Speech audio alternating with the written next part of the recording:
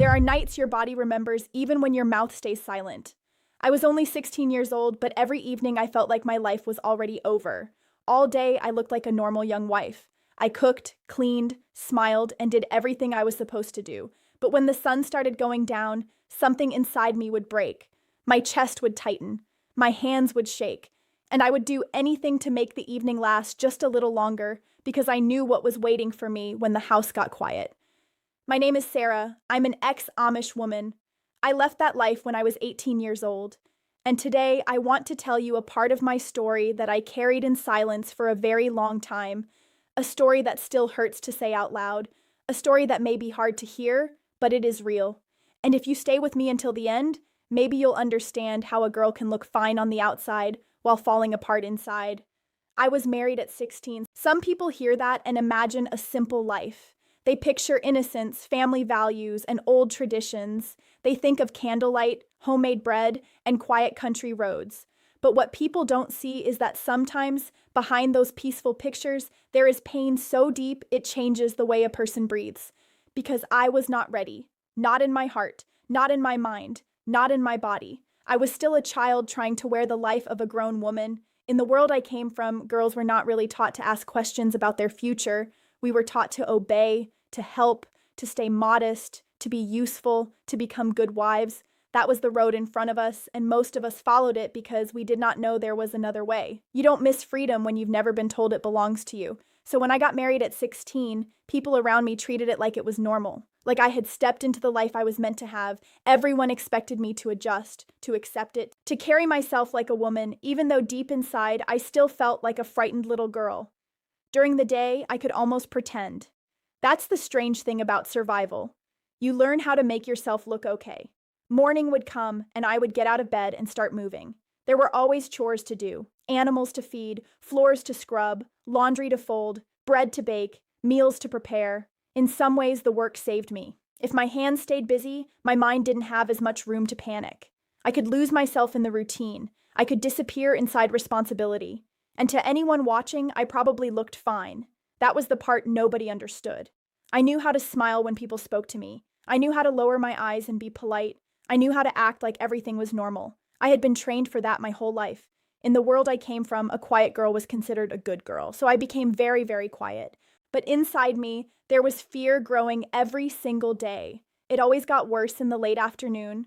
The sun would begin to lower, and I could feel the change in my whole body. It was like my nervous system knew what was coming before my mind even had words for it. I would start cleaning things that were already clean. I would wipe the same table twice, fold and refold kitchen towels, stand at the sink longer than necessary with my hands in warm water just to delay the moment when there was nothing left to do. Because once the chores were done, once supper was over, once the dishes were washed and the house became still, I had nowhere left to hide. That was the hardest time, not always the night itself. Sometimes it was the waiting. The waiting was its own kind of suffering. I remember one evening so clearly, I don't think I will ever forget it. The house was quiet. Not peaceful quiet, heavy quiet, the kind of silence that makes your own heartbeat sound too loud. I had just finished in the kitchen. The smell of soap and bread was still in the air. I dried my hands on my apron and looked out the window, but all I could see was my reflection in the glass. I looked so young. That's what hit me. I didn't look like a wife, I looked like a girl pretending to be one.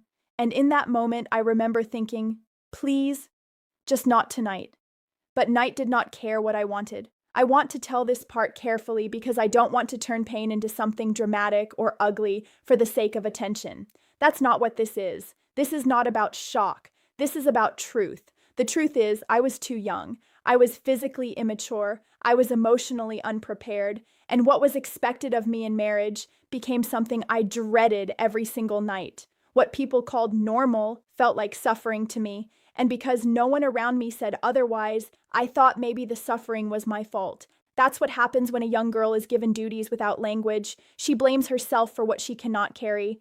I thought maybe I was too weak. Maybe I was too sensitive. Maybe I just needed to pray more, try harder, be better, complain less. I told myself that if I were more faithful, more mature, more womanly, maybe the fear would go away. It never did. Every evening the same terror returned. I would feel it in my stomach first, then in my throat, then in my chest. My whole body would go tense before anything even happened. That's what fear does. It teaches your body to suffer before the moment arrives. It steals peace from hours that should have been harmless. It turns sunset into a warning sign, and I hated myself for being afraid. Because fear was not something I felt allowed to show, so I carried it alone. That became my life at 16. Work through the day, dread through the evening, survive the night, wake up and do it all over again. There were times when I felt like I was living as two different people. In daylight, I was the obedient young wife everyone expected me to be. Quiet, hardworking, capable. But in the dark, I was still just a scared child trying not to fall apart. Nobody saw both versions of me, or maybe they didn't want to. What hurts me now when I look back is not only the pain itself, it is how invisible my pain was. I was right there, a child standing in plain sight. And still, no one stopped to ask if I was okay. No one asked whether I was ready. No one asked what fear was doing to me. They saw the dress, the chores, the marriage, the role, but they did not see the girl inside it. And that kind of invisibility changes you. I started feeling numb in places where I used to feel soft. I laughed less, I spoke less, I felt older than my age, but at the same time, more helpless than ever. Pain has a way of doing that. It steals your innocence, but it doesn't give you strength in return. It just leaves you tired. There were little moments that kept me going, tiny moments. Morning light on the floorboards, fresh bread cooling by the window, the sound of birds outside before the house woke up, a breeze through the laundry line. Those moments mattered because they reminded me that gentleness still existed somewhere in the world, but gentle moments were not the same as a gentle life. Deep down, something in me knew that. And slowly, very slowly, I started changing. Not on the outside at first. On the outside, I still looked the same. I still did what was expected. I still moved through the days like a good wife should. But inside, a question had started forming, small at first, barely a whisper. What if this isn't the life I'm supposed to accept? That question scared me almost as much as the nights did, because once you let yourself imagine another kind of life, everything becomes harder to ignore. Once you see that something is wrong, you cannot unsee it. Once your soul reaches for freedom, silence starts to feel heavier. I began to notice more than I used to. I noticed how often women were praised for enduring pain quietly. I noticed how often girls were called mature when really they were just obedient. I noticed how easy it was for suffering to be dressed up as duty. I noticed how many people called something sacred simply because nobody was allowed to question it. And for the first time in my life, I started questioning, quietly, secretly, but truly. I wondered what it would feel like to go to bed without fear. I wondered what it would feel like to own my own body. I wondered what peace might feel like if I didn't have to earn it through suffering.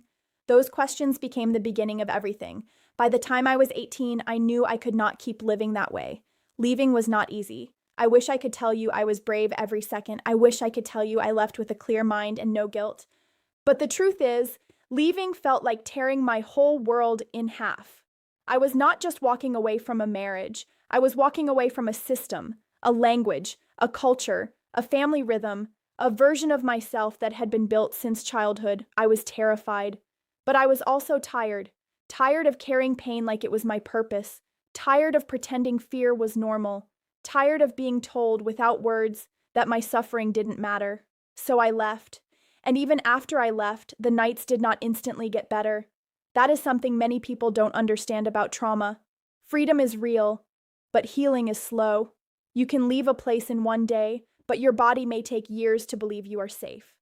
For a long time, evening still made me anxious. Darkness still made my chest tight. My mind knew I was gone, but my body still remembered. Bodies remember what mouths cannot say. I had to learn slowly that rest was allowed, that tenderness was real, that I did not have to brace myself for pain, that love should never feel like fear, that marriage should never feel like survival, that being a woman should never mean disappearing inside your own life. And maybe that is why I am telling this story now, because I know I am not the only one. Maybe your story does not look exactly like mine. Maybe it happened in a different house, a different culture, a different kind of silence. But if you know what it means to dread the night, if you know what it means to smile through the day while hurting inside, if you know what it means to be unseen in your pain, then maybe some part of my story belongs to you too. And if it does, I need you to hear this. You were never weak for hurting. You were never dramatic for being afraid. You were never wrong for wanting safety. And you were never meant to confuse pain with love. I was 16 when I got married, but I was still a child. That is the truth at the center of everything. Not a rebellious girl, not an ungrateful wife, not someone failing at womanhood. A child trying to survive something she was never ready for. And when I think about that girl now, the one standing in the kitchen at sunset with her hands trembling just enough for her to notice, I don't feel shame for her anymore. I feel heartbreak. I see her drying dishes slowly because she is scared of what comes next. I see her staring into dark window glass, trying not to cry. I see her pretending to be calm because she thinks being quiet is the same thing as being strong. But now, as the woman she became, I want to say what no one said to her then. Sarah, you deserve gentleness. You deserve protection. You deserve more time. You deserved a childhood. You deserved a life where night did not feel like something to survive. And maybe the saddest part of my story is this. The pain I remember most is not just what happened after dark. It is the feeling that no one noticed I was still a girl, that no one stopped, no one questioned it, no one reached for me, no one said, this child matters. So today, I am saying it. She mattered. That 16-year-old girl mattered. Her fear mattered. Her tears mattered. Her body mattered. Her voice mattered, even when she did not know how to use it yet. And if you are listening to me right now and your heart is hurting because some part of this sounds familiar, then I want to say one more thing before I end. Your story matters too. Even the parts you were told to hide, even the parts no one believed, even the parts you still struggle to name. You matter. And if nobody ever told you that back then, let me be the one to tell you now. You deserved safety from the very beginning.